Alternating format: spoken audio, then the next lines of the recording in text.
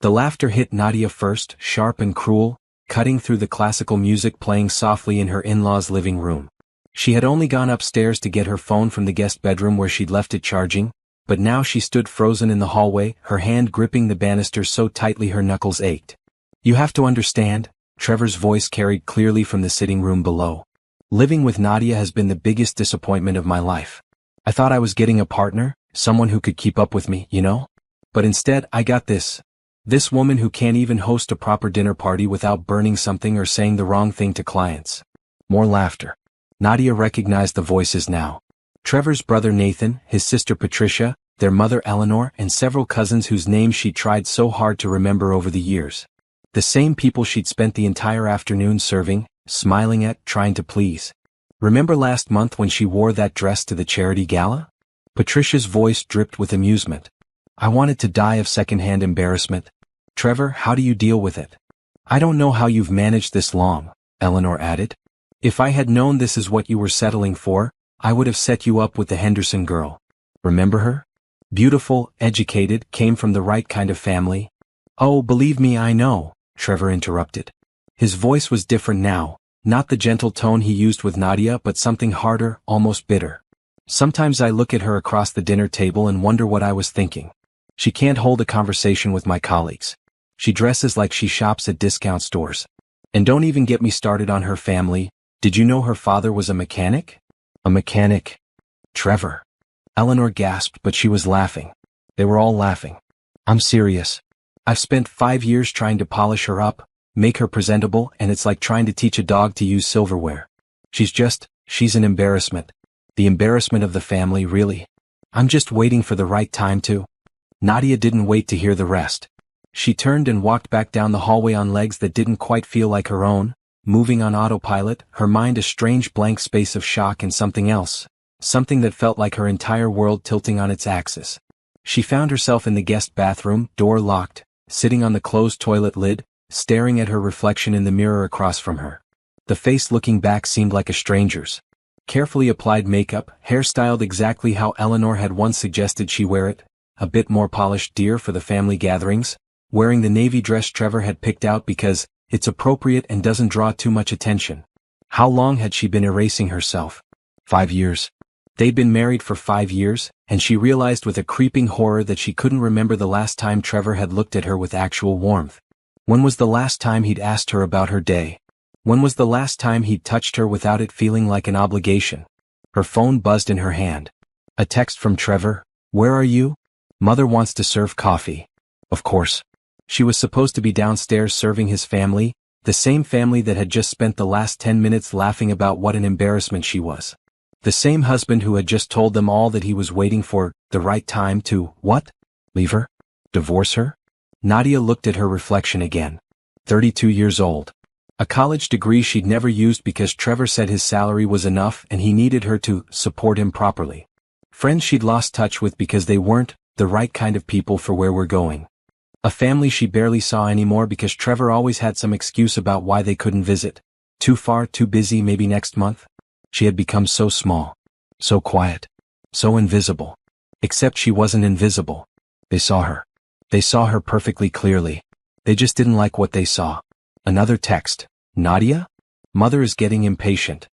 Her fingers moved automatically, typing out a response. "Headache." In the bathroom. "Down in a minute." But she didn't move. She sat there for what might have been 5 minutes or 50, listening to the muffled sounds of the party below, trying to remember who she had been before Trevor. Before she'd spent 5 years trying to shrink herself into whatever shape would finally make him proud of her. The girl who had loved art galleries and independent bookstores. Who had worn bright colors and laughed too loud and didn't care if she said the wrong thing at parties because she was too busy enjoying herself. Who had dreams of working in museums or galleries, of being surrounded by beauty and creativity. Who had been happy. When had she stopped being happy? The answer was immediate and devastating. The day she married Trevor. No. Before that. The day she'd met his family and seen how they looked at her.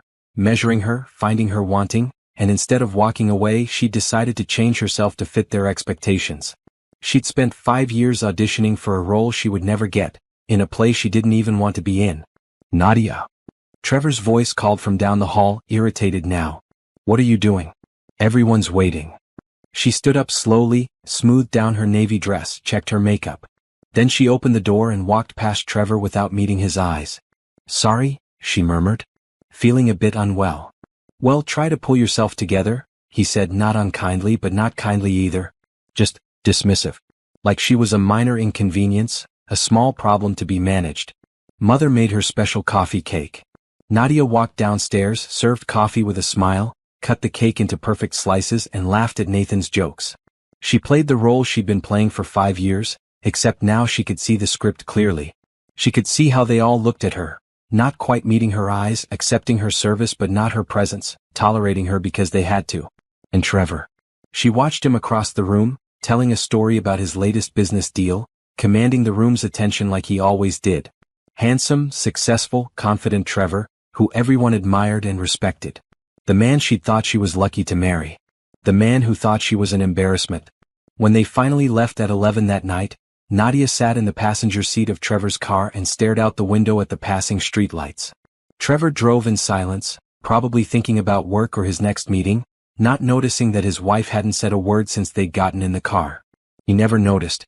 That was the problem. He'd never noticed her at all. He'd only ever seen what he wanted her to be, and when she couldn't be that, when she couldn't transform herself into the perfect accessory for his perfect life, she'd become invisible. Worse than invisible, an embarrassment. "You barely spoke tonight," Trevor said as they pulled into their driveway. "Mother asked if you were feeling all right." "Just tired," Nadia replied automatically. "Well, try to be more engaged next time. It reflects poorly on both of us when you just sit there like a bump on a log." Like a bump on a log. An embarrassment. A disappointment. A woman who dressed wrong and said wrong things and came from the wrong kind of family. "Okay," Nadia said softly. They went inside. Trevor headed straight for his home office to check a few emails. Nadia climbed the stairs to their bedroom, changed into pajamas and lay in bed staring at the ceiling. She didn't sleep. She couldn't. Her mind kept replaying the laughter, the casual cruelty, the way Trevor's voice had changed when he talked about her to his family. Like she wasn't even a real person, just a problem he was solving, a mistake he was managing. Around 3 in the morning, when she heard Trevor's soft snoring from his side of the bed, Nadia got up and went downstairs to the living room. She sat in the dark, watching the street through the window, and made a decision. She didn't know exactly what she was going to do yet, but she knew one thing with absolute certainty. She was done. Done trying to be someone she wasn't. Done accepting crumbs of affection and calling it love. Done being someone's embarrassment. She was leaving. She didn't know when or how, but she was leaving. And when she did, she would make sure she did it right. No drama, no scene, no giving Trevor or his family the satisfaction of watching her fall apart. She would simply disappear. The thought should have scared her, but instead, sitting there in the dark with the first rays of dawn beginning to lighten the sky, Nadia felt something she hadn't felt in 5 years. She felt free. Nadia spent the next morning moving through her usual routine like an actress who'd performed the same scene 1,000 times. Coffee made exactly how Trevor liked it, black, 1 sugar in the blue mug. Breakfast prepared while he read the financial section. Kiss on the cheek as he left for work, barely returned. "Don't forget we have the Hendersons' dinner party on Friday," he said, adjusting his tie in the hallway mirror. "Please try to wear something appropriate this time. And maybe review some talking points about the market. You completely blanked last time when Robert asked you about tech stocks." "Sure," Nadia said and watched him leave. The moment his car pulled out of the driveway, something shifted in her. The performance stopped.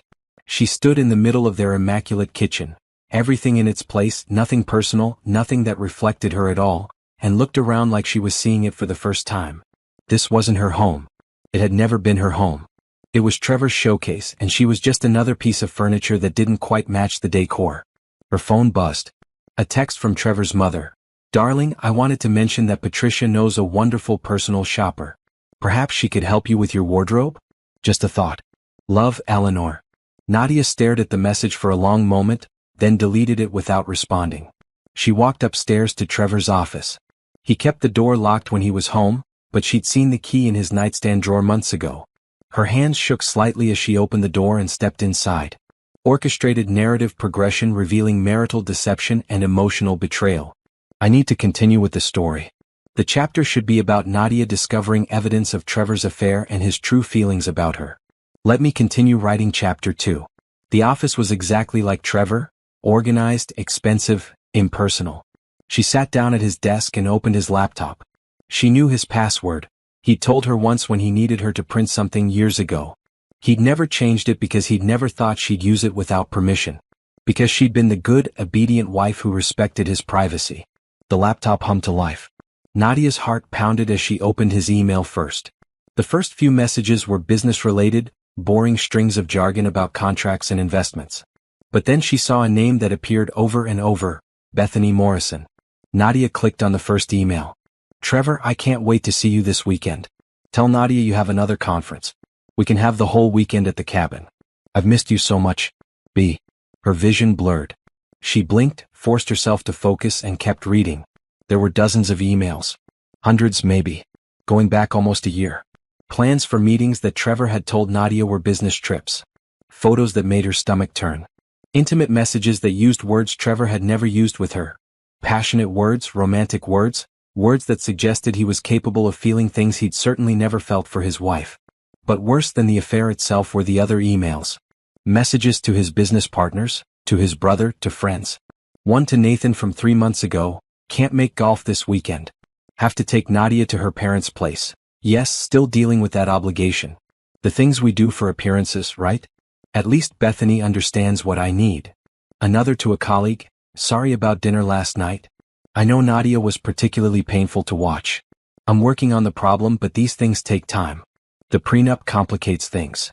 And one to his lawyer from 2 weeks ago, I want to revisit the terms of the prenup we discussed. If I initiate divorce before the business merger goes through, how much would the settlement cost me? Need to time this correctly. The wife can't know anything until the Henderson deal is finalized, can't risk her making a scene that affects the negotiations. The wife. Not Nadia. Not even my wife. Just the wife. Nadia sat back in the chair, her whole body numb. He'd been planning this. Planning to leave her, planning when and how, calculating the cost of their marriage like it was a bad investment he needed to dump at the right market moment. She opened his text messages next. The conversation with Bethany was active, recent. From yesterday. Bethany, how much longer do we have to wait? I'm tired of being a secret. Trevor, just a few more weeks. The merger should close by mid-November and then I can file. Trust me, this will all be worth it. You're worth it. Once I'm free of her, we can finally start our real life together. Bethany, I hope so. I hate thinking about you going home to her every night. Trevor, it's torture. But it's temporary. She has no idea what's coming. She's clueless about everything. Money, business, even basic social intelligence. This will be the easiest divorce of my life. Nadia's hands were shaking now. She took screenshots of everything, the emails, the texts, the message to his lawyer. She sent them all to her own email, then deleted the sent messages from his account. She kept digging. She found bank statements showing money he'd been moving around, hiding assets. She found documents about the Henderson merger, hundreds of millions of dollars, a deal that would make Trevor extraordinarily wealthy. A deal that was set to close in 3 weeks. And she found the draft divorce papers his lawyer had prepared, dated for December 1st. Just after the merger. Just after he'd secured his fortune and could afford to dump the problem. The papers listed reasons for divorce, irreconcilable differences, and incompatibility. How civilized. How clean. How convenient. Nadia saved copies of everything. Then she carefully closed all the windows, cleared the browser history, and shut down the laptop exactly as she'd found it. She put the key back in the nightstand drawer and went back downstairs. In the kitchen, she made herself tea with hands that still trembled. She sat at the breakfast bar and stared at nothing, her mind racing but also strangely calm. The shock was wearing off, replaced by something harder. Something clearer. This wasn't just about the affair. Affairs she could have maybe understood. People made mistakes, people were weak, people fell out of love. That would have been painful, but it would have made sense. This was different. This was calculated. Trevor had spent their entire marriage looking down on her, tolerating her, counting the days until he could afford to be rid of her. He'd isolated her from her friends and family, made her doubt herself, convinced her that she was the problem, all while planning his exit strategy and sneaking around with another woman. And his family, they'd known. Maybe not about Bethany, but they'd known how he felt about her. They'd laughed about it, made jokes about it, treated her like she was nothing. Nadia's phone buzzed. Another text from Eleanor. Also, dear, I've been meaning to mention, Trevor mentioned you don't know how to make a proper roast. I'd be happy to teach you. Every wife should know how to cook for her husband properly. Every wife should know her worth, Nadia thought. And hers was a lot more than this. She spent the rest of the day going through the house with new eyes. She looked through drawers, closets, the home safe. Combination was their wedding anniversary. How ironic. She found more evidence of Trevor's double life. Receipts from expensive restaurants she'd never been to. Hotel charges from cities he'd claimed were business trips. Credit card statements showing purchases of jewelry she'd never received. In the back of his closet, hidden in a suit bag, she found a burner phone.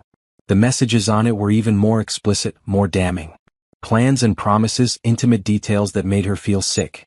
But she documented everything. Took photos, made copies, sent them all to her secret email account that Trevor didn't know about. By the time Trevor came home that evening, Nadia had a complete picture of her marriage. And it was worse than she'd imagined. "Dinner ready?" Trevor called out as he walked in, already loosening his tie. "Almost," Nadia replied, her voice steady. She'd ordered takeout from his favorite restaurant and plated it like she'd cooked it. Another performance. They ate in near silence. Trevor scrolled through his phone, probably texting Bethany. Nadia watched him and felt nothing. No love, no anger, not even really hurt anymore. Just a cold, clear certainty. "I have a conference in Atlanta this weekend," Trevor said without looking up. "Leave Friday morning, back Sunday night." "Okay," Nadia said. "The cabin with Bethany," she translated mentally. "Try not to blow up the house while I'm gone," he added with a small laugh, like it was a joke. Like she was incompetent even at being alone. "I'll do my best," Nadia replied. That night, while Trevor slept beside her, Nadia lay awake making plans. She had 3 weeks before the merger closed. 3 weeks before Trevor planned to blindside her with divorce papers, probably after securing all the assets in his name. But she wasn't going to wait for Trevor's timeline. She wasn't going to play the role of the clueless wife who got discarded after she'd served her purpose. She'd spent 5 years being who Trevor wanted her to be. Being small, quiet, apologetic, grateful for whatever scraps of attention he threw her way. That version of Nadia was gone now. Dead. Killed by the sound of laughter in her in-laws' sitting room and the cold words in her husband's emails. The woman lying in this bed, staring at the ceiling, planning her escape, she was someone new. Someone who knew her worth. Someone who wasn't going to let Trevor control the narrative. Tomorrow she would start building her exit strategy. She would be methodical, careful, smart. She would make sure that when she left, it would be on her terms, not his. Trevor had called her clueless. He had no idea what was coming. And that, Nadia thought with grim satisfaction, was his biggest mistake. Nadia woke up Friday morning to an empty bed. Trevor had already left for his conference. Really his romantic weekend with Bethany at the cabin. He'd kissed her forehead before leaving, a gesture so automatic and meaningless it made her skin crawl. "See you Sunday," he'd whispered. "Try to do something productive while I'm gone." Productive. Right. The moment his car disappeared down the street, Nadia was out of bed and moving. She had 72 hours of complete freedom, and she wasn't going to waste a single minute. First stop, the bank. She'd spent the last few days researching, learning things Trevor had always handled because he'd told her she wouldn't understand the complicated stuff. Turned out, banking wasn't that complicated when you actually tried to learn it. At the bank, she met with a financial advisor named Gerald, a kind man in his 60s who didn't talk down to her even once. She opened a new checking and savings account in only her name, at a completely different bank from the one Trevor used. She transferred half of the money from their joint account. Money she'd contributed to for years with the small inheritance from her grandmother, money that was legally half hers. "I want to make sure my husband can't access this account," Nadia told Gerald. "Is that possible?" "Absolutely," Gerald replied, not asking questions, not judging. "This account is in your name only. Unless you provide him with the account information and access, he'll have no knowledge it even exists." Nadia also learned about Trevor's attempts to hide assets. Gerald couldn't give her specific advice about divorce proceedings, but he could educate her about common financial tactics and what documentation she should keep.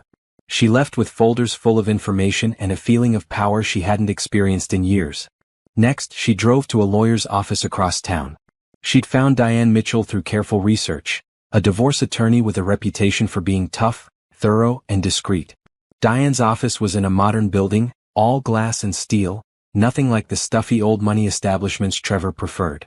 Diane was a black woman in her 50s with sharp eyes and a no-nonsense demeanor. She listened to Nadia's story without interruption, occasionally making notes on a legal pad. You said your husband has been planning to file in December, after this business merger? Diane asked when Nadia finished. Yes. He's been hiding assets, preparing divorce papers, the whole thing. And you have documentation of all this? Nadia opened her phone and showed Diane the screenshots and photos she'd collected. Emails, texts, bank statements, everything. Diane's expression didn't change, but her eyes gleamed with something that might have been satisfaction. This is excellent work, Nadia. You've gathered exactly what we need. What are my options? Several. First, you don't have to wait for him to file. You can file first, which gives you certain advantages. Second, because you have evidence of adultery and asset concealment, we can contest the prenup. It may not be enforceable if we can prove he entered the marriage or conducted himself during the marriage in bad faith. Nadia's heart raced. So I'm not trapped? The prenup doesn't mean I walk away with nothing? Not necessarily. Especially with this evidence. But Nadia, I need to be clear. Divorce litigation can be lengthy and expensive. If your goal is to leave quickly and cleanly, that's one strategy. If your goal is to fight for a fair settlement, that's another. What do you want? Nadia thought about Trevor's emails.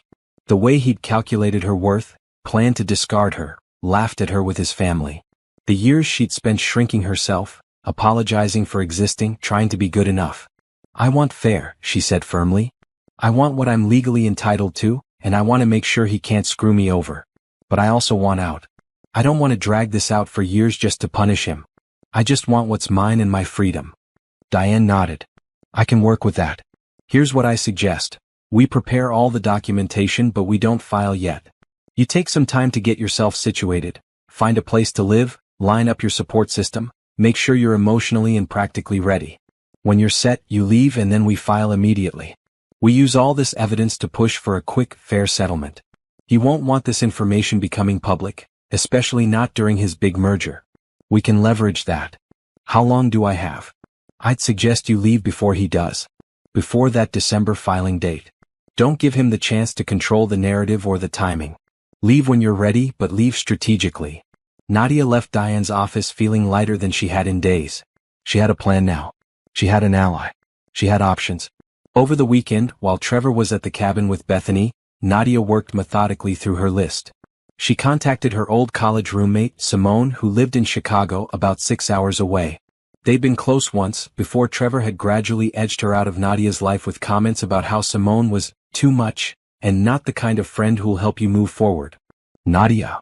Simone's voice on the phone was shocked and delighted. Oh my God, I've been wanting to reach out for years, but you stopped returning my calls and I figured you'd moved on. I'm sorry, Nadia said and meant it. I got lost for a while. But I'm finding my way back. She told Simone everything, not the details of the affair but enough. That her marriage was over, that she was leaving, that she needed a place to stay for a little while until she got on her feet. You can stay as long as you need, Simone said immediately. I have a guest room that's just collecting dust. When are you thinking? Soon. Maybe 2 weeks? 3 at most.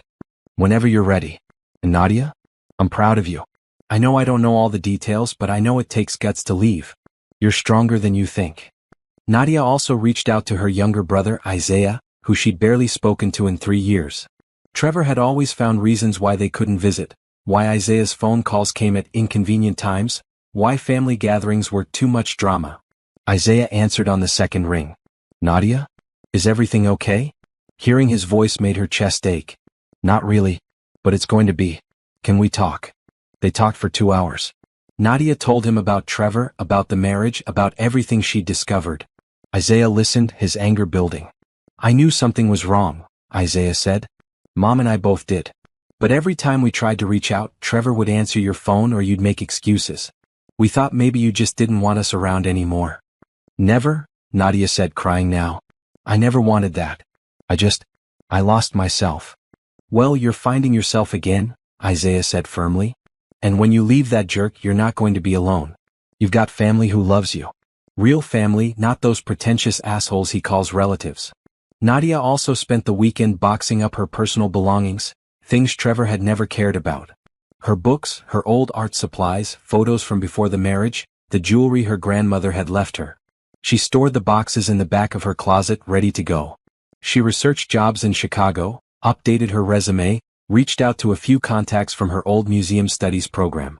She'd let those connections lapse, but when she explained she was relocating and looking for opportunities, several people responded with leads and encouragement. She even scheduled an appointment with a therapist in Chicago for her second week there. She knew this wasn't going to be easy, that leaving was just the first step in a long journey of healing and rebuilding. Sunday evening, Trevor came home tanned and relaxed, smelling like expensive cologne and someone else's perfume. "How was your weekend?" he asked absently, dropping his bag by the door for Nadia to deal with. "Quiet," she replied. "Productive." "Good. I'm exhausted. Wake me up when dinner's ready." He headed upstairs for a shower. Nadia stood in the kitchen listening to the water run, and felt nothing but contempt. Over the next 2 weeks, Nadia continued her preparations. She made copies of every important document: tax returns, insurance policies, property deeds, investment statements. She documented every asset they owned. She took photos of everything in the house, time-stamped and detailed, in case Trevor tried to claim she'd taken things that weren't hers. She withdrew cash in small amounts that wouldn't raise red flags. She got a new phone on her own plan. She rented a storage unit and started moving boxes there, a few at a time, whenever Trevor was at work. She played her role perfectly. The dutiful wife, the embarrassment of the family, the woman who didn't know any better. She attended the Hendersons' dinner party in the appropriate dress, said the appropriate things, smiled appropriately. She let Eleanor teach her how to make a proper roast, even though Nadia had been making excellent roasts for years. Trevor had just never noticed. All the while she was planning her escape. She set a date, November 15th. 2 weeks before Trevor's merger would close.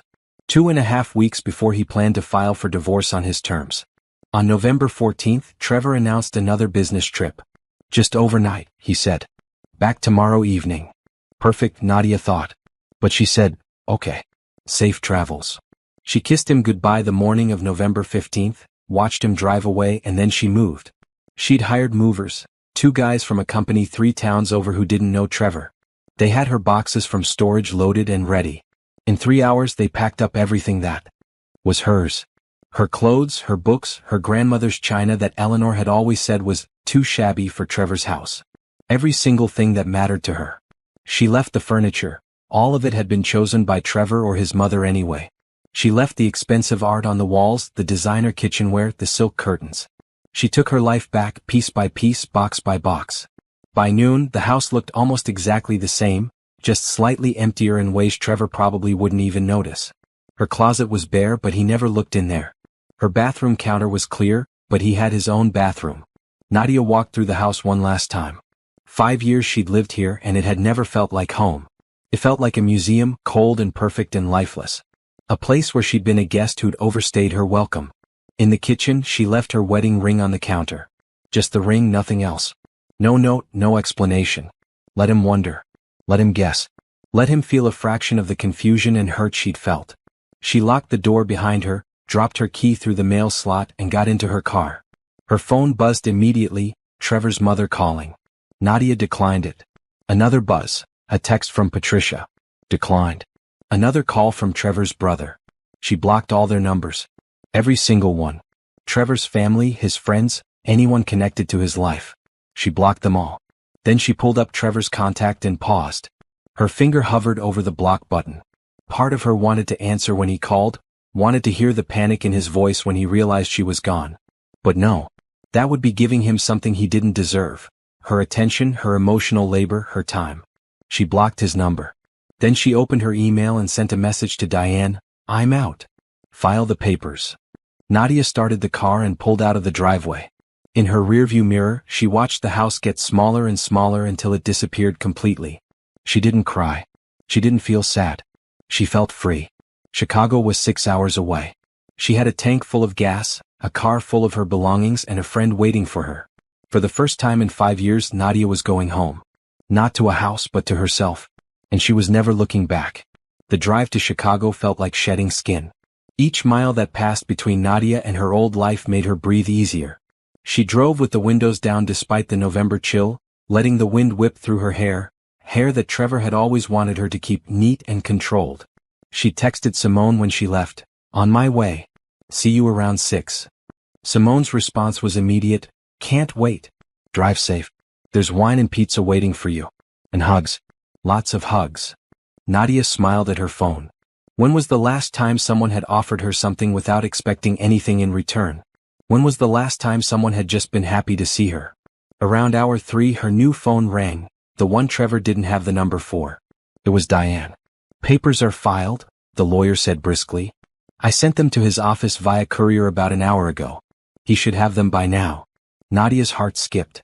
What happens now? Now he has 30 days to respond. But given the evidence we have, I expect his lawyer will contact me soon to discuss settlement options. Men like your husband don't want messy divorces, especially not during major business deals. The affair, the asset hiding, the evidence of bad faith, all of that makes the prenup contestable. He'll want to settle quickly and quietly. And if he doesn't? Then we go to court and all of this becomes public record. Trust me, he won't want that. I'll keep you updated. For now, just focus on settling into your new place. You did the hard part. You left. After they hung up, Nadia found herself checking the rearview mirror compulsively, like Trevor might somehow appear behind her. But of course he didn't know where she was. He didn't know about Simone, didn't know about Chicago, didn't know about any of it. For the first time in their marriage, she'd done something he couldn't control. She arrived at Simone's apartment building just as the sun was setting. It was in a vibrant neighborhood she'd never heard of, tree-lined streets, local shops, people walking dogs and pushing strollers. It felt alive in a way her old neighborhood never had, with its identical houses and manicured lawns and suffocating silence. Simone met her at the door before Nadia even had a chance to knock. She was exactly as Nadia remembered, wild curly hair, bright clothes, a smile that took up her whole face. She pulled Nadia into a hug so tight it almost hurt. "Oh, honey," Simone murmured. "You made it. You actually made it." And then Nadia was crying, really crying for the first time since all of this started. Not pretty tears, but ugly, gasping sobs that shook her whole body. All the fear and pain and rage she'd been holding in came pouring out on Simone's doorstep. Simone just held her and let her cry. "Come on," Simone said eventually, guiding her inside. "Let's get you settled. The breakdown can continue inside where it's warm." Simone's apartment was everything Trevor would have hated. Colorful, cluttered in a cozy way, full of plants and books and mismatched furniture. Art covered the walls. Real art, not the expensive pieces Trevor bought because they were investment pieces. There were photos everywhere, memories of a life fully lived. "Your room," Simone said, opening a door off the hallway. "It's small but it's yours. No one will bother you here. No one will judge you. No one will make you feel like you have to be anyone except exactly who you are." The room had a bed with a colorful quilt, a small desk by the window, an empty closet waiting to be filled. It was simple, imperfect, and the most beautiful thing Nadia had seen in years. "It's perfect," Nadia whispered. They spent that evening eating pizza on Simone's couch, drinking wine and catching up. Nadia told her everything, the full story, nothing held back. Simone listened, occasionally interjecting with colorful commentary about Trevor's character. "I knew he was trouble," Simone said. "Remember when we all went out for your birthday that first year you two were dating? He made that comment about my hair being unprofessional. Like, excuse me? We were at a bar, not a board meeting." Nadia remembered. She defended Trevor back then, made excuses. "He just wants the best for everyone," she'd said. How blind she'd been. "Did he ever even ask what you wanted?" Simone asked. "In all those years, did he ever actually care about what would make you happy?" Nadia thought about it. Really thought about it. No, she realized. Everything was always about him. His career, his family, his image. I was just supposed to support it all and be grateful for the opportunity. Well, that's done now. You get to figure out what you want. Who you want to be. And trust me, you're going to be amazing. Around midnight, Nadia's new phone rang. Unknown number. Her stomach dropped. "Don't answer it," Simone said immediately. "If it's him, he doesn't deserve your time. If it's important, they'll leave a message." They didn't leave a message. But over the next hour, her phone rang 17 more times. Different numbers, all unknown. Trevor calling from different phones, probably trying to get through to her. Then the voicemail started. "Nadia, what the hell is going on? I came home and you're gone? Your stuff is gone? Call me back right now. This is insane. Nadia, I don't know what you think you're doing, but you need to come home. We can talk about this. Whatever's wrong, we can fix it. I got papers from some lawyer? Are you serious right now? You can't just leave and file for divorce without even talking to me. That's not how marriage works." And then hours later his tone changed. "Nadia, please. I don't understand. If I did something wrong, tell me what it is. I deserve at least that. 5 years of marriage and you just disappear? That's cruel. Simone was reading over Nadia's shoulder. Oh, now it's cruel? The audacity of this man. The voicemails from Trevor's family started arriving next. Eleanor, Patricia, Nathan, all of them demanding to know where she was, what she was thinking. How dare she embarrass the family like this? Embarrass the family, Nadia repeated with a bitter laugh. That's rich. Block them all, Simone advised. You don't owe them anything. Not even an explanation. Nadia blocked the numbers, but new ones kept calling. Trevor was determined she'd give him that. Then around 2 in the morning, a text came through from a number she didn't recognize. Nadia, it's Bethany. Trevor's a mess. I don't know what's going on between you two, but he's here at my place and he's falling apart. Whatever you're trying to prove, you've made your point. At least text him back so he knows you're okay.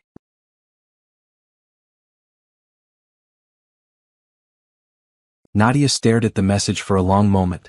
Then she showed it to Simone. The nerve, Simone said. The absolute nerve of this woman. Nadia typed out a response. Trevor's at your place? Funny. He told me he was at a conference. I guess we both know what kind of conferences he attends. Don't contact me again. She blocked that number too. Good, Simone said. Now put the phone away and get some sleep. Tomorrow's a new day. But Nadia couldn't sleep. She lay in the unfamiliar bed in the unfamiliar room, listening to the unfamiliar sounds of the city outside, and felt like she was floating. Everything that had defined her life for the past 5 years was gone. Her marriage, her home, her daily routine, all of it erased in a single day. She should have felt scared. Instead, she felt free. The next morning, Nadia woke to the smell of coffee and found Simone making breakfast. How'd you sleep? Simone asked. Better than I have in years, Nadia realized. And it was true. No Trevor beside her, breathing his judgmental breaths. No anxiety about what mood he'd be in when he woke up. No performance to prepare for. Good. Because we have a busy day ahead. Job hunting, apartment searching. Oh, and I made you an appointment with my therapist for next week. She's amazing, and trust me, you're going to need someone to talk to as you process all this.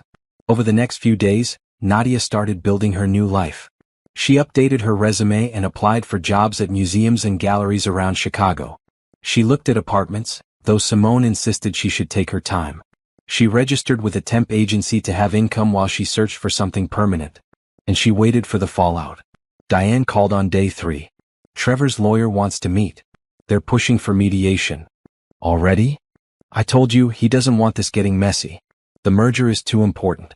His lawyer knows that with our evidence, they're not in a strong position. They want to settle fast. What do they want?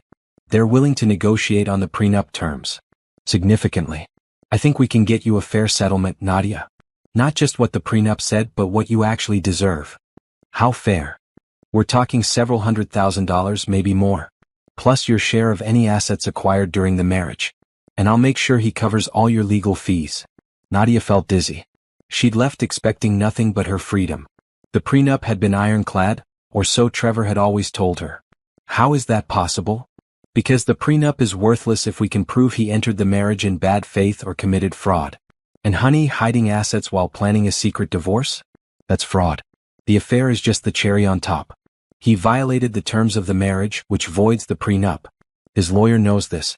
They want to settle before we file all this evidence in court. So what do I do? Leave it to me. I'll negotiate. You just keep building your new life. Word spread somehow. By week 2, Nadia started getting friend requests on social media from people she'd gone to college with, old co-workers from before Trevor, friends she'd lost touch with.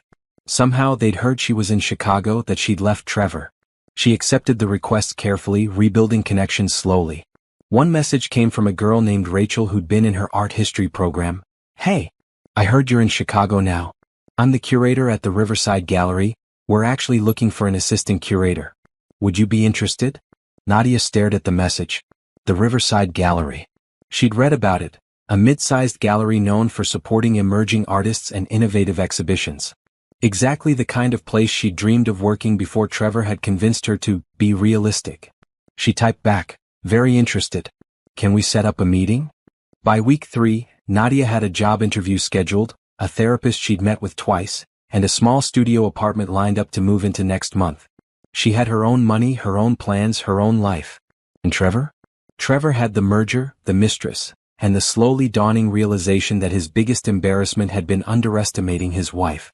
Diane called with news. They've agreed to our terms. $450,000 lump sum, plus your car, plus full legal fees, plus your portion of the retirement accounts. You walk away free and clear, and this whole thing will be finalized in 60 days. He agreed to that? His lawyer strongly encouraged it. The alternative was me filing all our evidence in public court, right as his merger was being finalized. The scandal would have cost him millions, potentially killed the whole deal. $450,000 was cheap to make you go away quietly. Make her go away. Even now, that's all she was to him, a problem to be solved with money. But the difference was now Nadia was okay with that. She didn't want Trevor's love or respect anymore. She didn't want his family's approval. She just wanted her freedom and a fair shake. And she was getting both. Tell them we have a deal, Nadia said. But I have one condition. What's that? I never have to see or speak to him again. All communication goes through you. If he tries to contact me directly, the deal's off. Done. I'll add it to the agreement. That night, Simone took Nadia out to celebrate. They went to a small wine bar in a neighborhood Trevor would have called too ethnic, or not our kind of place. They drank too much wine, laughed too loud, and didn't care who heard them. To new beginnings, Simone toasted. To new beginnings, Nadia echoed. But later, alone in her temporary room, Nadia looked at herself in the mirror. She'd cut her hair shorter, stopped wearing the appropriate clothes, started dressing like herself again. She barely recognized the woman looking back at her. But this woman, this new version, looked happy, looked free, looked alive. Trevor had called her an embarrassment. But the truth was she'd been embarrassed of herself for staying so long in a marriage that diminished her, for letting someone else define her worth. Never again. She had $450,000 coming, a job interview at a gallery she loved, a friend who actually cared about her, and a whole life ahead of her to rebuild. Trevor had his merger, his mistress, and his empty house. In the end, Nadia thought she'd gotten the better deal. Trevor Henderson's carefully constructed world began to crumble exactly 72 hours after he signed the divorce settlement agreement. The merger he'd sacrificed his marriage for, the one that was supposed to make him wealthy beyond his dreams, collapsed spectacularly when the Henderson family discovered inconsistencies in his financial disclosures. Nadia heard about it through Simone, who'd heard it from a former colleague who still moved in those circles. Apparently, during the divorce proceedings, his lawyers had to disclose all his assets, Simone explained, reading from her phone. And when the Hendersons' people did their final due diligence before closing the merger, they found accounts and investments Trevor hadn't mentioned in his initial disclosures to them. They thought he was hiding something bigger, pulled out of the deal entirely. So the business deal fell through? Nadia asked. They were sitting in Simone's living room, Nadia having just returned from her job interview at the Riverside Gallery. Completely. And get this, Bethany found out about the settlement amount he paid you. Word is, she's furious that he had $500,000 to give his ex-wife but apparently told her he was cash poor and couldn't afford to buy her a condo like he'd promised. Nadia should have felt satisfaction. Instead, she felt nothing. Trevor's problems weren't hers anymore. She'd gotten what she needed, her freedom and a fair settlement, and whatever happened to him after that was simply the natural consequences of his own choices. How's that supposed to make me feel? Nadia asked quietly. However you want to feel, Simone replied. You're allowed to be glad.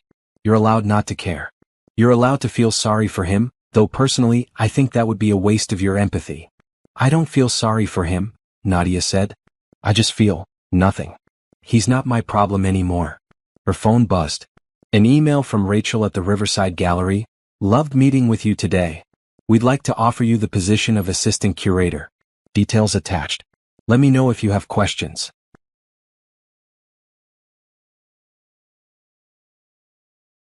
Nadia's hands trembled as she opened the attachment.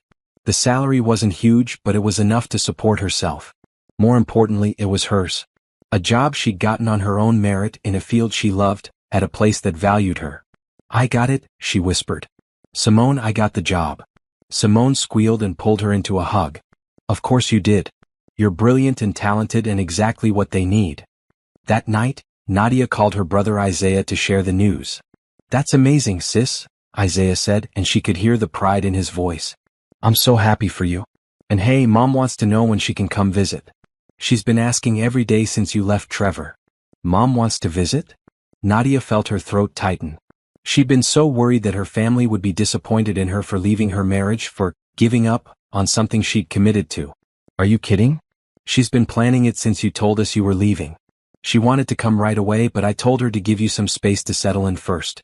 But Nadia, she's proud of you. We all are. It takes courage to start over. After they hung up, Nadia sat in the quiet of her room and let herself feel it, the weight of fear she'd been carrying, the worry that leaving Trevor meant losing everyone else too. But it wasn't true. Her real family, the people who actually loved her, were still there. They'd always been there, waiting for her to come back to herself. The next few weeks passed in a blur of new beginnings. Nadia started her job at the gallery and loved it immediately. She had ideas, opinions, perspectives that Rachel and the other curators actually valued. They asked for her input. They listened when she spoke. They saw her. She moved into her studio apartment, small but hers, with exposed brick and big windows that let in morning light. She furnished it slowly with second-hand finds and pieces she actually liked, not what someone else told her was appropriate. She hung art on the walls. She bought colorful pillows. She made it home. She continued therapy with Dr. Patricia Hughes, a warm woman in her 60s who specialized in helping people recover from emotional abuse. What Trevor did, the gaslighting, the isolation, the constant criticism, that's abuse, Dr. Hughes told her in their third session. It might not have been physical, but it was real, and the damage it did is real. You're not overreacting by leaving. You're not being dramatic by feeling hurt. You experienced genuine trauma, and healing from that takes time. Hearing it validated, being told that what she'd experienced had a name, that it wasn't her fault, helped more than Nadia could have imagined. Meanwhile, news of Trevor's life continued to filter through social media and mutual acquaintances, though Nadia tried not to pay attention. Bethany had left him, apparently, once she realized there was no condo, no luxurious life together, just a man who'd sacrificed everything for a business deal that fell apart. His family was reportedly furious with him for how the divorce had reflected on them. His mother Eleanor had apparently told people at the country club that Trevor had handled things poorly. Handled things poorly. As if systematically destroying your wife's self-esteem and cheating on her were just minor tactical errors. One evening, about 6 weeks after Nadia had left, she was at the gallery late preparing for an upcoming exhibition when her phone rang. A known number. She almost didn't answer, but something made her pick up. Nadia? Trevor's voice. Strained, desperate. Please don't hang up. How did you get this number? Nadia asked coldly. And why are you calling? Our agreement says no direct contact. I know. I got it from, it doesn't matter. Nadia, please. I need to talk to you. We have nothing to talk about. Call my lawyer if you have legal questions. It's not about legal stuff. It's about us. About what happened. About? There is no us, Nadia interrupted. There never was really. There was you, and there was the version of me you tried to create. But that's over now. I know I messed up. His voice cracked. I know I said things I shouldn't have said, did things I shouldn't have done. But we were married for 5 years. That has to mean something. Nadia felt a flash of anger, hot and clean. You want to know what those 5 years meant? They meant me hearing you tell your family I was an embarrassment. They meant discovering you'd been planning to divorce me while pretending everything was fine. They meant finding out you were having an affair while I was home trying to be the perfect wife you told me I could never be. So no, Trevor. Those 5 years don't mean what you think they mean. I never should have said those things. I was frustrated and I took it out on you, and I'm sorry. I'm so sorry. You're sorry you got caught. You're sorry your merger fell through. You're sorry Bethany left you. You're not sorry for how you treated me, you're sorry about the consequences. That's not fair. Fair? Nadia laughed, a sound without humor. You want to talk about fair? Here's what's fair. I gave you 5 years of my life. I made myself smaller and smaller trying to fit into your perfect world. I apologized for existing. And you thanked me by mocking me behind my back and planning to discard me when it was convenient. So now I get to move on and build a life without you. That's fair. I miss you, Trevor said quietly. I know I don't deserve to, but I miss you. The house is so empty without you. Everything is empty. For a moment, just a moment, Nadia felt a pang of something. Not pity exactly. Just recognition that this man, despite everything, was human and hurting. But his pain wasn't her responsibility. It had never been her responsibility to manage his emotions, to make his life full, to be enough for him. I'm not coming back, Trevor. Not now, not ever. I'm happy here. I have a job I love, friends who actually care about me, a life that's mine. You gave me that, in a way. You made the decision to leave so easy. Nadia. Goodbye, Trevor. She hung up and immediately blocked the number. Her hands shook slightly as she set the phone down. Dr. Hughes had told her this might happen, that Trevor might try to contact her to pull her back in, especially once his life fell apart. Abusers often try to hoover their victims back when they've lost control, Dr. Hughes had warned. They'll apologize, promise to change, anything to regain that power. You need to stay strong. Nadia didn't feel strong in that moment. She felt shaky and sad, mourning not the man Trevor actually was, but the man she'd once hoped he could be. She called Dr. Hughes' emergency line. The therapist called back within 10 minutes. He called me, Nadia told her. And I told him no. I told him I wasn't coming back. How do you feel about that? Proud, Nadia realized. And sad. But mostly proud. That's completely normal, Dr. Hughes assured her. Grief isn't linear. You can be sad about losing the fantasy of what you hoped the marriage would be, while still being certain you made the right choice to leave. Those feelings can coexist. After the call, Nadia returned to setting up the gallery exhibition. The show was featuring emerging Black artists from the Midwest, and she'd spent weeks helping select pieces and arrange the space. It was meaningful work, important work, and it was hers. Her phone buzzed with a text from Simone. Dinner at my place? Made your favorite. Nadia smiled. Real friendship, freely given, no strings attached. Be there in an hour. As she walked through the gallery space, adjusting lights and checking labels, Nadia thought about Trevor's phone call. He'd said the house was empty without her. But the truth was, the house had always been empty. What he missed wasn't her, he'd never really known her. He missed the idea of her, the convenience of having someone to blame, someone to manage his life, someone to make him feel important. She didn't miss him at all. She didn't miss the house or his family, or the life they'd built. It had never been her life. It had been a performance, and she'd finally walked off the stage. Her real life was here now, in this gallery, in Simone's apartment, in therapy sessions and Sunday phone calls with Isaiah, in the small moments of joy she was learning to recognize again. Trevor got the empty house. Nadia got herself back. And that, she thought as she locked up the gallery and headed to Simone's, was more than a fair trade.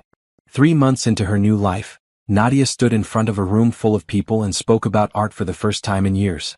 It was a gallery talk for the Emerging Artists exhibition, and she'd spent the week before terrified she'd mess it up, say the wrong thing, embarrass herself. But when she started speaking, something clicked. The words flowed naturally as she discussed the themes in the artwork, the artist's techniques, the cultural context. People listened. They asked questions. They engaged with her ideas. A few even approached her afterward to continue the conversation. You're a natural, Rachel told her as they cleaned up after the event. I knew you would be. You have this way of making art accessible without dumbing it down. That's a rare gift. Really? Nadia asked, still not quite able to believe it. Really? In fact, I wanted to talk to you about taking on more public-facing responsibilities. Educational programs, curator talks, maybe even some writing for our website and catalogs. If you're interested. Interested? Nadia was thrilled. These were exactly the kinds of opportunities Trevor had convinced her she wasn't capable of. I'd love that. Her personal life was rebuilding too. She'd reconnected with old friends, made new ones, started building a social circle that actually nourished her instead of draining her. She went to museums on weekends. She took a painting class. She read books Trevor would have called frivolous. She existed loudly, messily, joyfully. Her mother and Isaiah visited for a weekend, and Nadia showed them around Chicago with pride. They met Simone, saw her apartment, came to the gallery. You seem different, her mother said over dinner that first night. Lighter. Like you can breathe again. I can, Nadia replied. I forgot what that felt like. Isaiah squeezed her hand. We're proud of you, sis. It couldn't have been easy to start over like this. It was the easiest hard thing I've ever done, Nadia said. Leaving was hard. But everything after that? That's been the easy part. The divorce was finalized in February, exactly 94 days after Nadia had walked out of Trevor's house. Diane called to tell her it was official. You're free, the lawyer said. And the settlement check will be deposited in your account within 3 business days.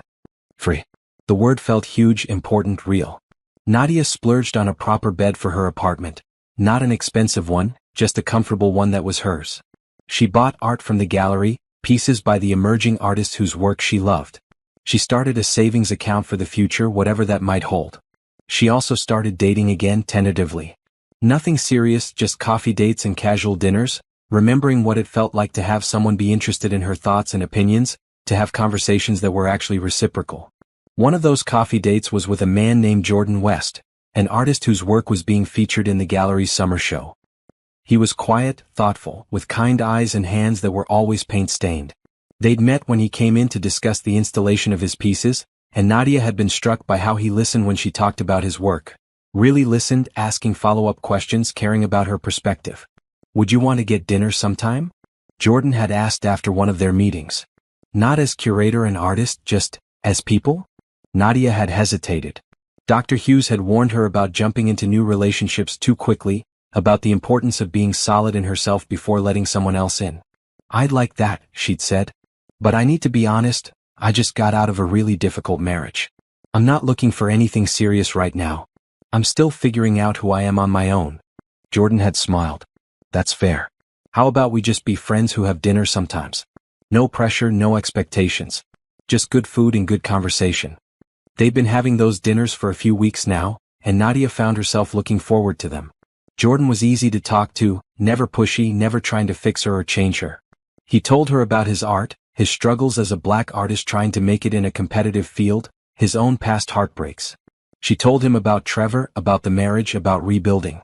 "You're brave," Jordan said one evening over Thai food. "A lot of people would have stayed. It's safer even when it's awful." "I didn't feel brave," Nadia admitted. "I felt terrified. I still feel terrified sometimes." That's what bravery is though. Being scared and doing it anyway.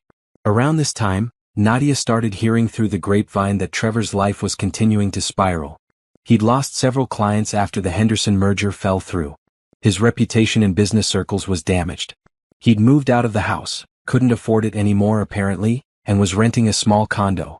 Part of Nadia, the part that Dr. Hughes said would take longer to heal, felt guilty about this. Like somehow his downfall was her fault for leaving, for taking the settlement money, for not being there to support him. But the stronger, healthier part of her knew the truth. Trevor's problems were his own making. He'd hidden assets, lied to business partners, cheated on his wife, and treated everyone in his life as tools to serve his ambition. The consequences he was facing weren't because Nadia left. They were because his house of cards had finally collapsed under its own weight. "You didn't cause this," Dr. Hughes reminded her in therapy. "You extracted yourself from a toxic situation. What happened to him after that is not your responsibility." Nadia was learning to accept that. Learning to silence the voice in her head that sounded suspiciously like Trevor, telling her everything was her fault, that she wasn't good enough, that she should have tried harder. That voice was getting quieter every day. Spring arrived and with it, new opportunities. Rachel offered Nadia a promotion, full curator, not just assistant. With it came a salary increase, more responsibility, and the chance to develop her own exhibitions. "You've earned this," Rachel said. "Your work these past few months has been exceptional. The artists love working with you, the community engagement numbers are up, and frankly, you have a vision for this place that I want to nurture." Nadia accepted immediately. Later that evening she called everyone who mattered to share the news. Simone, Isaiah, her mother, even a few friends from college she'd reconnected with. Each conversation was filled with genuine excitement and support. She didn't call Trevor. She didn't even think about calling Trevor. He was a chapter of her life that was closed now, the pages sealed shut. That night, celebrating with Simone over wine and takeout, Nadia realized something profound. She was happy. Not just okay, not just surviving. Actually happy. "I don't think I've been happy in years," she told Simone. "Like genuinely happy. I forgot what it felt like." "You deserve it," Simone said firmly. "You deserve all of this, the job, the life, the freedom to just be yourself." "I wasted so much time," Nadia said quietly. 5 years with Trevor. 5 years I'll never get back." "You didn't waste them," Simone countered. "You learned from them. You learned what you don't want, what you won't accept, what you deserve. Those are valuable lessons even if they came at a cost." Nadia considered this. "You're right. I learned I'm stronger than I thought. I learned I can start over. I learned that leaving is possible even when it seems impossible." "And you learned that you're enough," Simone added. "Just as you are. You don't need to change yourself or shrink yourself or apologize for existing. You're enough." Tears pricked at Nadia's eyes. "I'm enough." "Say it again." "I'm enough." "Again." "I'm enough." And for the first time in longer than she could remember, Nadia believed it. Her phone buzzed with a text from Jordan. Saw the news about your promotion on the gallery's Instagram. Congrats. That's amazing. Celebratory dinner tomorrow? Nadia smiled and typed back, yes. And Jordan? Thank you for being patient with me. His response came quickly, you're worth being patient for. She didn't know where things with Jordan would go. Maybe nowhere. Maybe somewhere. But the difference now was that she didn't need to know. She didn't need a man to complete her or validate her or give her life meaning. She had all of that on her own. Jordan was just a nice addition. A friend. Maybe more someday, maybe not. And either way was okay. Nadia went to bed that night in her small apartment, surrounded by her books and art and plants, and slept deeply and dreamlessly. No more nightmares about Trevor's family laughing at her. No more anxiety dreams about saying the wrong thing at dinner parties. Just peace. Just rest. Just the deep, satisfied sleep of someone who knows exactly who they are and is completely okay with it. The rebuilding was working. Nadia was working. And for the first time in years, the future stretched out before her not as something to fear or endure, but as something to anticipate with joy. She was ready for whatever came next. Because whatever it was, she would face it as herself.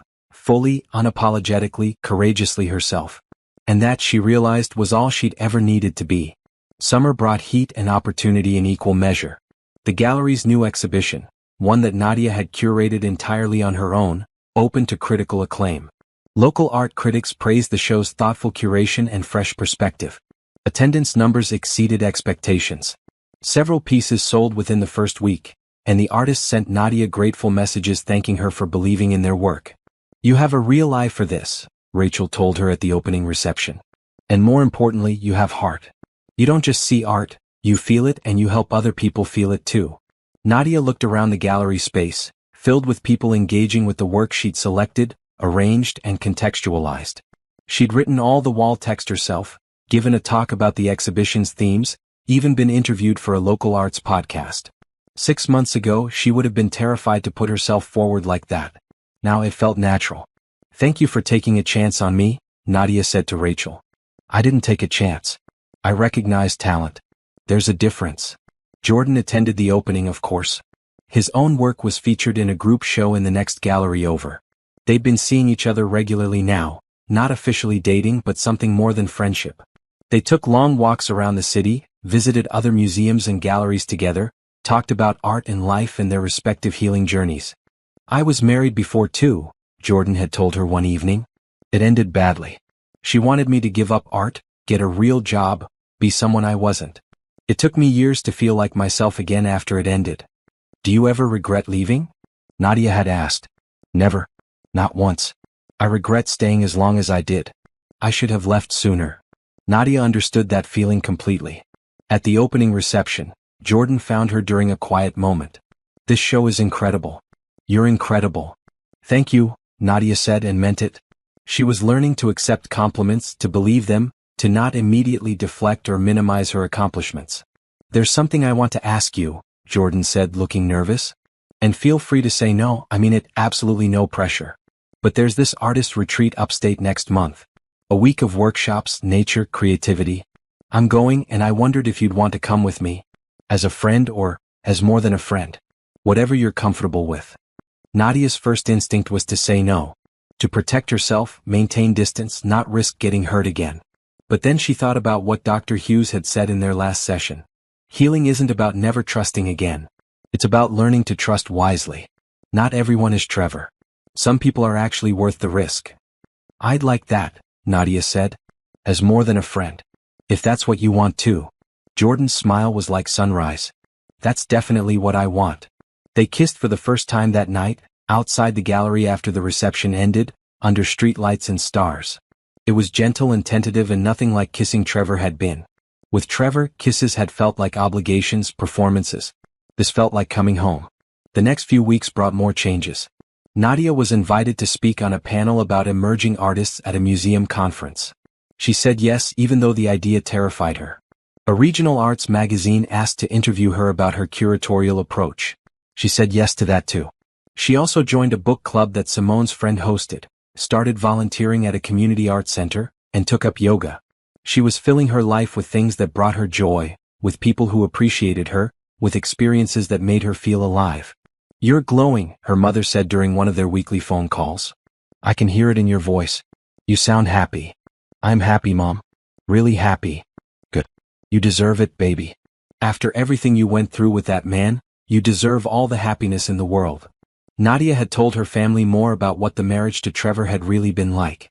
Not immediately, she'd needed time to process it first, but gradually in conversations that helped them all understand what she'd survived. Her mother had cried. Isaiah had been angry. But they'd all supported her, validated her experience, and reminded her that she was loved unconditionally. It was a gift, being reminded that love didn't have to come with conditions, that she didn't have to earn affection by being someone she wasn't. One Saturday in July, Nadia was at a coffee shop writing wall text for an upcoming exhibition when someone approached her table. "Nadia? Nadia Anderson?" She looked up and recognized a woman from her and Trevor's old neighborhood. Jennifer something, one of the country club wives who'd always looked at Nadia with barely concealed disdain. "Hi," Nadia said cautiously. "I just wanted to say, I heard about the divorce, and I wanted to apologize." Jennifer shifted her weight awkwardly. "I wasn't nice to you. None of us were. We followed Eleanor's lead and she decided you weren't good enough for Trevor, so we all treated you like you weren't good enough either. That was wrong." Nadia didn't know what to say. Part of her wanted to tell Jennifer exactly what she thought of her and the rest of Trevor's social circle.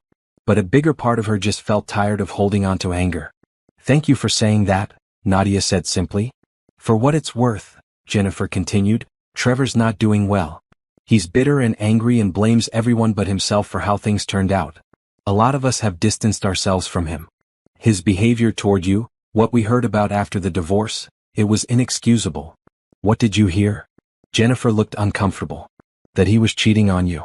That he'd been planning to divorce you for months while pretending everything was fine. That he said terrible things about you to his family. I feel awful that I contributed to making you feel unwelcome. You deserved better." "I did," Nadia agreed.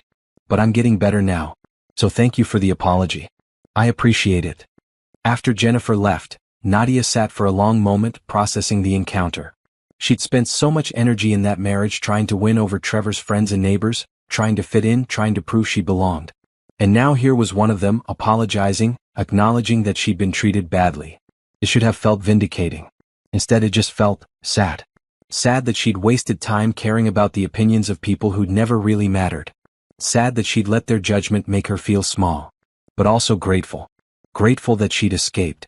Grateful that she'd built a new life where people valued her for who she actually was. She returned to her writing, the interaction already fading in importance. Jennifer's apology was nice, but it didn't change anything. Nadia didn't need validation from Trevor's world anymore. She had her own world now and it was infinitely better. The artist's retreat with Jordan was magical.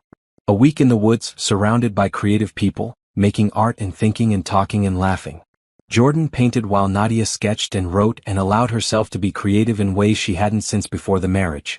They hiked together, cooked meals with the other artists, stayed up late talking about everything and nothing. And yes, they shared a cabin, shared a bed, shared intimacy that was warm and real and so different from what Nadia had experienced with Trevor.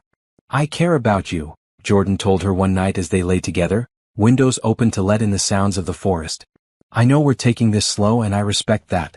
But I want you to know I see you. The real you. And I think you're extraordinary." Nadia felt tears prick her eyes. "I care about you too. And I think I'm finally ready for this. For us. For whatever this becomes."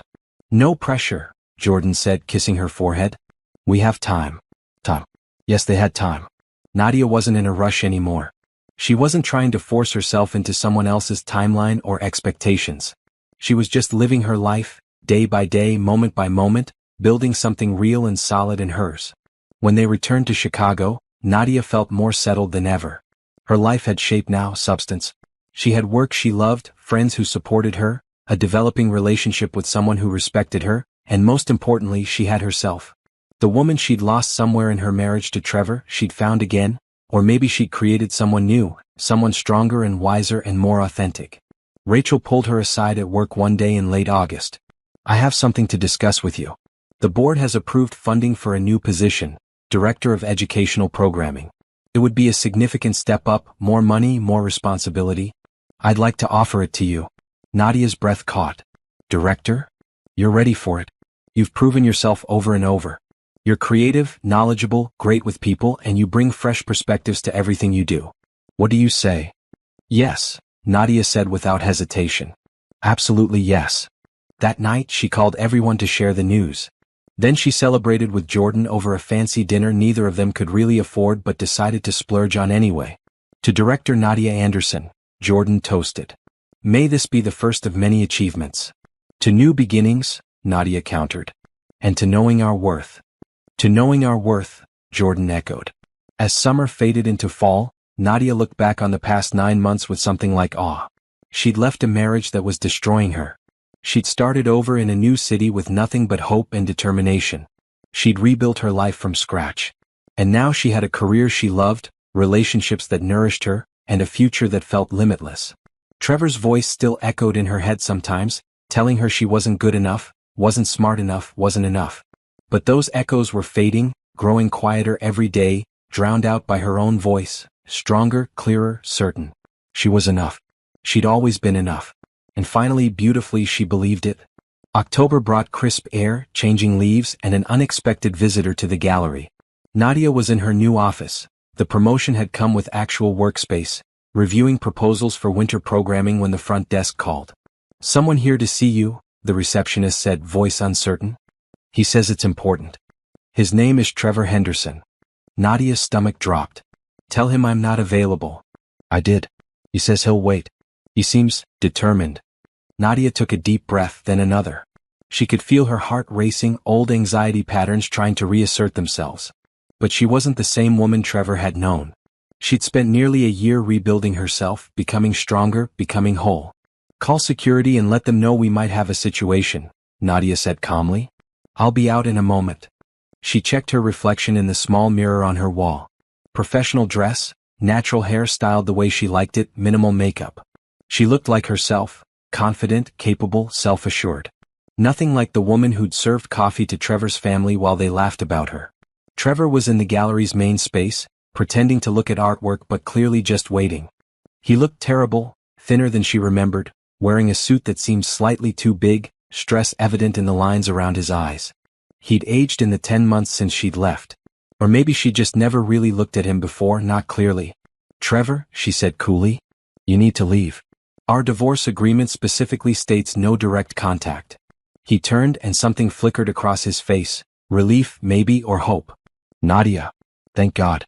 I've been trying to reach you for months. Through lawyers as agreed. What part of no contact is unclear to you?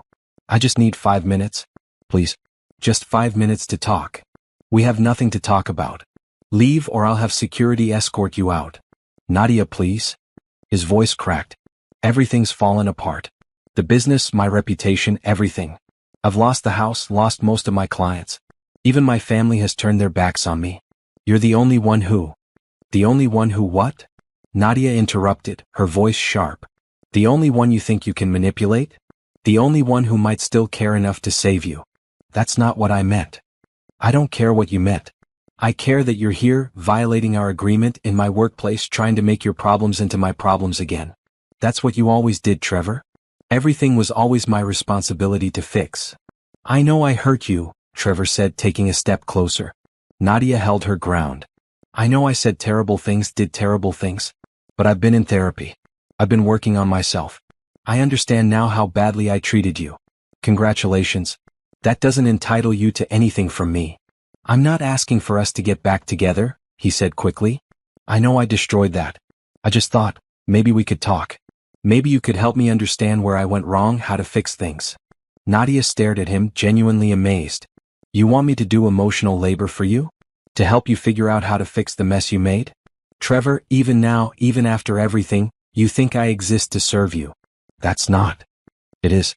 You show up here without permission, violate our agreement, and ask me to help you. You haven't changed at all. You just don't have anyone else left to use." "Nadia, please."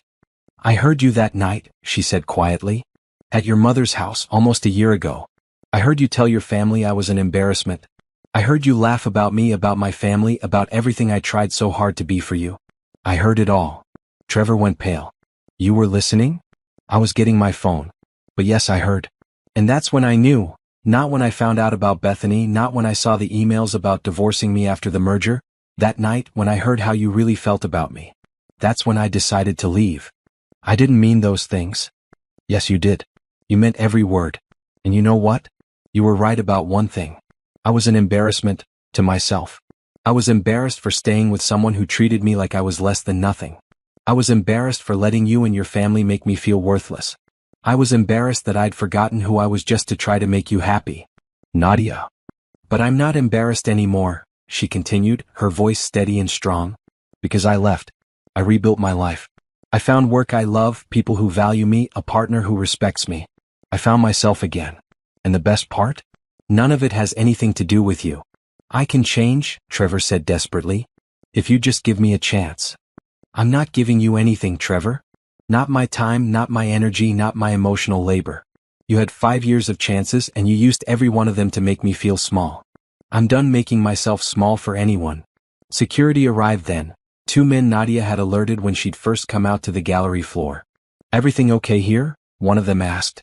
This man is leaving, Nadia said clearly.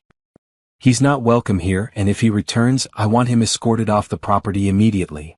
You heard her, the guard said to Trevor. Time to go. Nadia, wait. Goodbye, Trevor. They escorted him out. Through the gallery's windows, Nadia watched him stand on the sidewalk for a long moment, looking lost and small before finally walking away. She stood there for several minutes after he'd gone, her hands shaking slightly, adrenaline coursing through her system. But underneath the physical response was something else, a sense of completion, of closure, of finality. Rachel appeared beside her. Are you okay? That looked intense. That was my ex-husband, Nadia said. Coming here to ask for help fixing his life. Are you kidding me? After what he put you through. He genuinely believed I might help him. That's how little he understood about what he'd done, what the marriage was really like. Even now, he thinks he's the victim. What do you need? Rachel asked simply. Do you need to take the rest of the day? Do you need to talk? Do you need me to file a restraining order? Nadia considered. No. I just need to get back to work. I have a programming proposal that's due tomorrow, and I'm really excited about it. Rachel looked at her with something like admiration. You're amazing, you know that? I'm learning, Nadia replied. That evening she met Jordan at their favorite coffee shop. She told him what had happened, needing to process it with someone who understood. How do you feel? Jordan asked. Powerful, Nadia realized. I thought seeing him would make me feel small again or scared or like I might doubt my choices. But instead I just felt powerful. Like I finally had a chance to tell him exactly what his behavior did to me, what I thought of him, without having to manage his emotions or make him feel better about himself. That's growth, Jordan said. That's healing. It really is. Nadia paused. Jordan, I need you to know something. I'm not going back to him. Not ever, not for any reason. This thing with you and me, I'm all in. If that's what you want too. Jordan smiled, that warm, genuine smile that made her feel safe. That's absolutely what I want. I'm all in too. They kissed, and Nadia felt something settle inside her. A sense of rightness, of being exactly where she was supposed to be. Later that night, alone in her apartment, Nadia wrote in the journal Dr. Hughes had encouraged her to keep. I saw Trevor today. He wanted my help, my sympathy, my emotional energy. He wanted me to fix him. And for the first time I didn't feel guilty for saying no. I didn't feel obligated to care about his problems. I felt free. This is what healing looks like. Not never being affected, but being affected without being destroyed. Not never feeling sad, but feeling sad without being consumed. Not never encountering the past, but encountering it with the tools to handle it. I'm not the woman I was a year ago. That woman would have listened to Trevor's sob story, might have even believed she could help, might have felt responsible for his unhappiness. This version of me knows better. This version knows that his emotions are not my responsibility, that his consequences are not my fault, that his problems are not mine to solve. I am enough. I was always enough.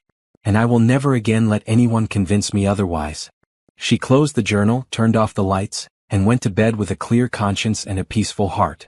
Trevor had tried to pull her back into his orbit, tried to use old patterns of guilt and obligation to manipulate her one more time. And she'd said no. She'd stood her ground. She'd protected herself and her new life. That, Nadia thought as she drifted off to sleep, was worth celebrating. Not because she'd hurt Trevor, that had never been the goal, but because she'd finally, fully, completely chosen herself. November arrived with cold winds and new opportunities. The gallery's winter exhibition, centered on themes of transformation and resilience, was Nadia's most ambitious project yet. She'd been working on it for months, carefully selecting artists whose work spoke to the idea of emerging from darkness into light, of rebuilding, of becoming. It was, she admitted to Dr. Hughes, deeply personal. "I'm curating my own story," Nadia said in one of their sessions. "These artists, they've all been through something. Trauma, loss, setbacks. And they've transformed that pain into something beautiful and meaningful. That's what I'm trying to do too. And you're succeeding," Dr. Hughes told her. "Look at how far you've come in less than a year." The exhibition opening was scheduled for the Friday before Thanksgiving. Nadia had invited everyone who mattered: Simone, Jordan, her mother, and Isaiah, Rachel, her colleagues, artists from previous shows, even some of her old college friends who'd reached out over the past months. The week before the opening, Nadia received an email that made her stop breathing. "Dear Ms. Anderson, my name is Sharon Kim, and I'm the director of the Contemporary Arts Foundation. We've been following your work at the Riverside Gallery with great interest. Your curatorial vision, particularly your focus on emerging voices and themes of resilience, aligns perfectly with our mission. We're currently searching for a senior curator for our new initiative supporting Black and minority artists in the Midwest. We'd love to schedule a conversation with you about this position. Best regards, Sharon." Nadia read the email 3 times. The Contemporary Arts Foundation was one of the most respected arts organizations in the region. A senior curator position, there would be a massive leap forward in her career. More resources, more visibility, more opportunity to make real impact. She called Rachel immediately. "I just got a job offer. Well, an interview offer. From the Contemporary Arts Foundation." Rachel was quiet for a moment. That's huge, Nadia. That's incredible. Are you upset?" "What? No. I'm thrilled for you. Also slightly devastated because you're irreplaceable here, but mostly thrilled. When's the interview?" "I haven't responded yet. I wanted to talk to you first."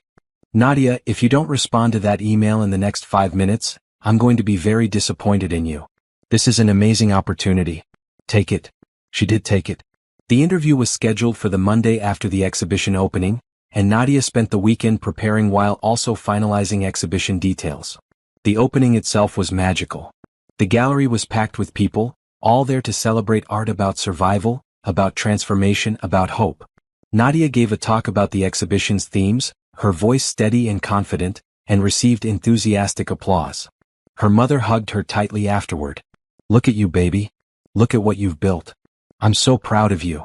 Isaiah brought his girlfriend, a lovely woman named Taylor who worked in community organizing.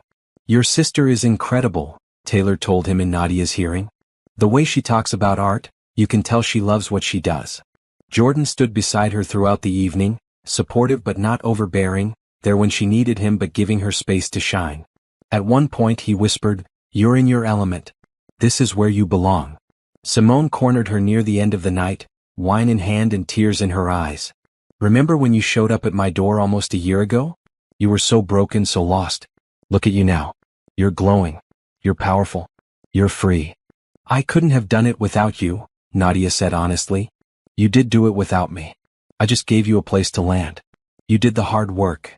After the reception ended and the crowd dispersed, the core group, Nadia, Jordan, Simone, and Rachel, went out for late-night food at a diner that served breakfast at midnight.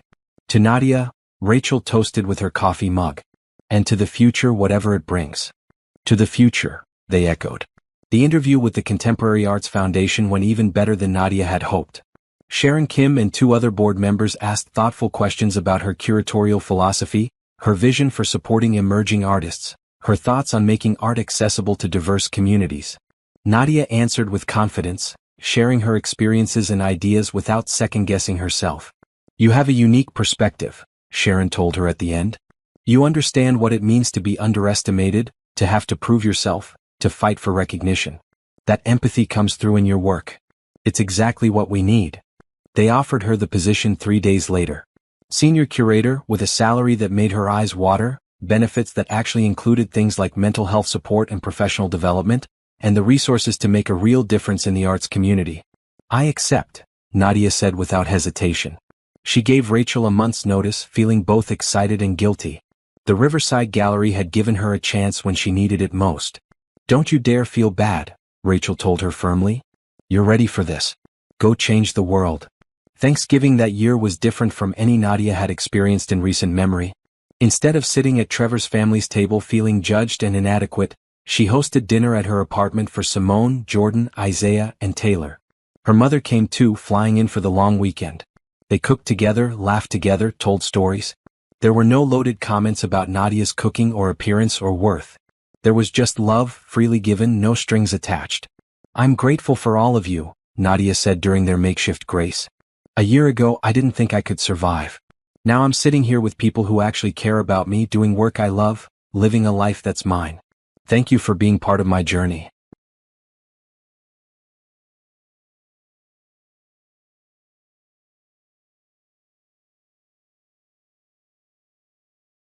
We're grateful for you too, her mother said, squeezing her hand. After dinner, while the others were in the living room, Jordan found Nadia in the kitchen. I love you, he said simply. I know we said we'd take things slow and we have, but I need you to know. I love you. Not who I want you to be. Just you, exactly as you are. Nadia felt tears prick her eyes. I love you too. And Jordan? Thank you for being patient with me. Thank you for letting me heal at my own pace.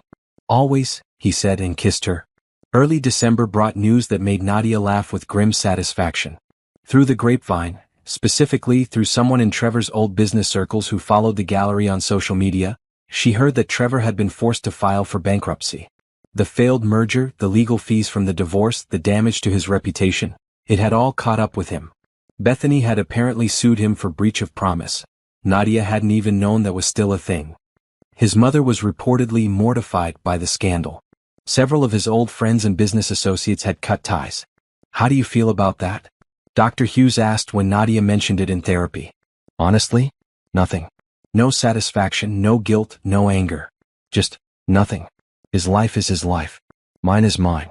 They're not connected anymore. That's significant growth, Dr. Hughes noted.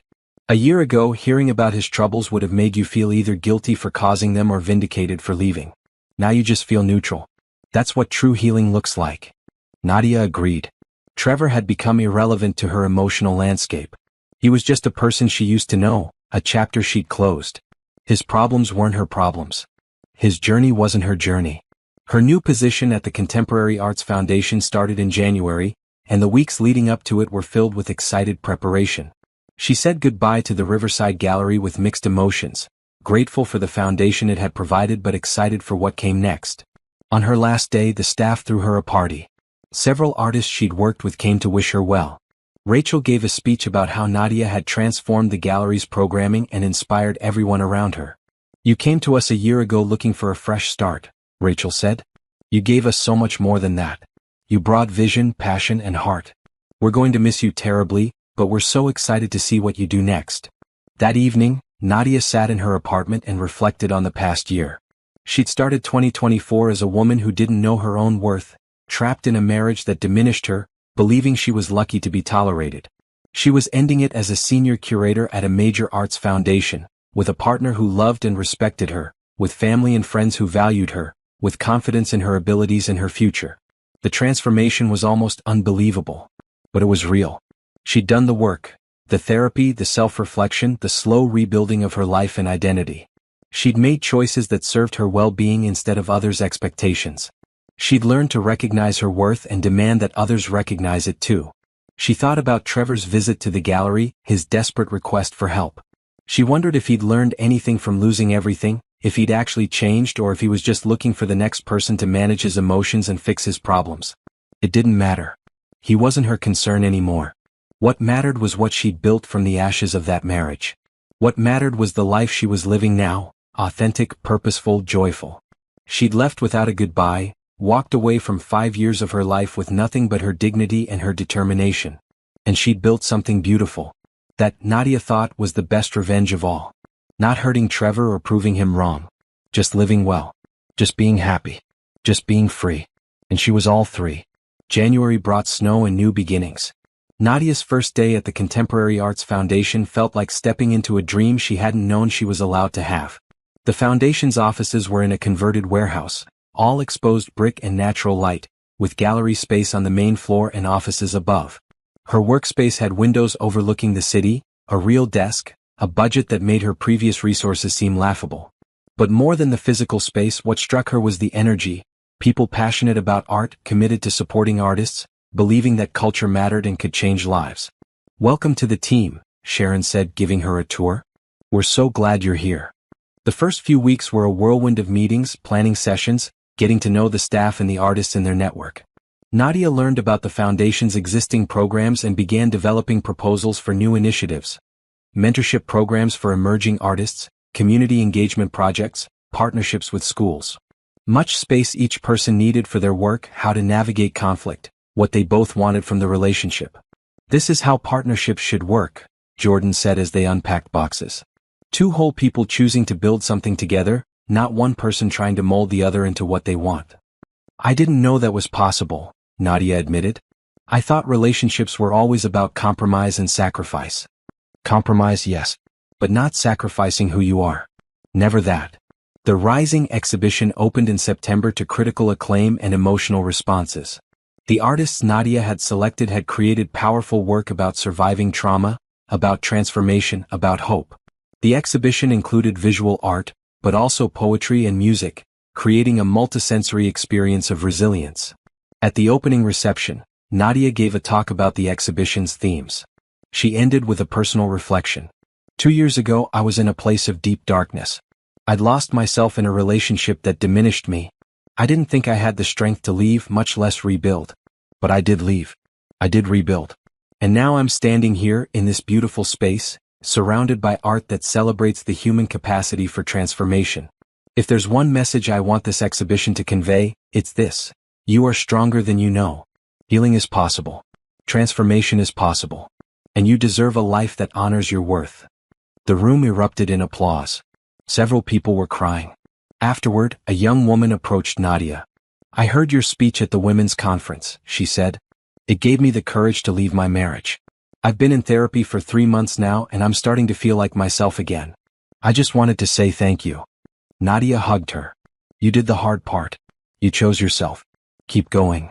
In October, exactly 2 years after the night she'd overheard Trevor calling her an embarrassment, Nadia received an unexpected email. It was from Eleanor, Trevor's mother.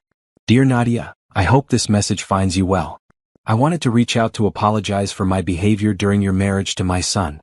I was unkind to you, judgmental, and I contributed to an environment that made you feel unwelcome and inadequate.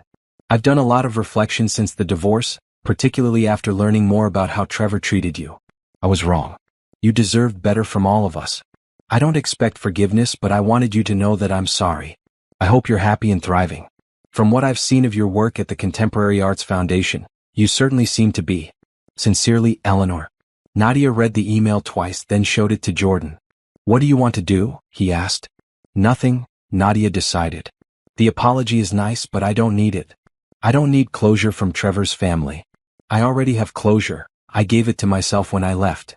She deleted the email without responding. Eleanor's guilt and reflection were Eleanor's to manage. Nadia had no obligation to absolve her or make her feel better about her past behavior. That weekend, Nadia celebrated her 34th birthday surrounded by people who actually loved her. Simone, Jordan, her mother, Isaiah and Taylor, Rachel, colleagues from the foundation, artists she'd worked with, friends old and new. They gathered at a restaurant Nadia loved, ate good food, told stories, laughed until their sides hurt. "Make a wish," Simone said as Nadia blew out the candles on her cake. But Nadia didn't need to wish for anything. She had everything she wanted: freedom, purpose, love, community, and most importantly, herself. Later that night, lying in bed next to Jordan in their shared apartment, Nadia reflected on how far she'd come. 2 years ago, she'd been a woman who didn't recognize herself in the mirror, who'd shrunk herself to fit someone else's expectations, who'd believed she was lucky to be tolerated. Now she was a woman who knew her worth, who used her voice confidently, who created meaningful work and built healthy relationships. She'd survived betrayal and abuse and heartbreak, and she'd emerged stronger. "What are you thinking about?" Jordan asked sleepily. "How happy I am," Nadia said. "How grateful I am that I left. How glad I am that I found my way here, to this life, to you. I'm glad too. Though for the record, you found your way to you first. Everything else was just bonus." He was right. She'd found herself first. And that made all the difference. Nadia fell asleep that night with a smile on her face, secure in the knowledge that she'd created a life worth living. Not despite leaving Trevor, but because she'd had the courage to leave. Because she'd chosen herself when it mattered most. The embarrassment of the family, they'd called her. The woman who wasn't good enough, wasn't smart enough, wasn't enough. But they'd been wrong. She'd always been enough. She just hadn't known it yet. Now she did. And she would never forget it again. The ending wasn't about revenge or showing Trevor what he'd lost. It wasn't about him at all. It was about Nadia discovering that the life she'd been searching for had been inside her all along, just waiting for permission to emerge. She'd given herself that permission. And in doing so, she'd given herself everything.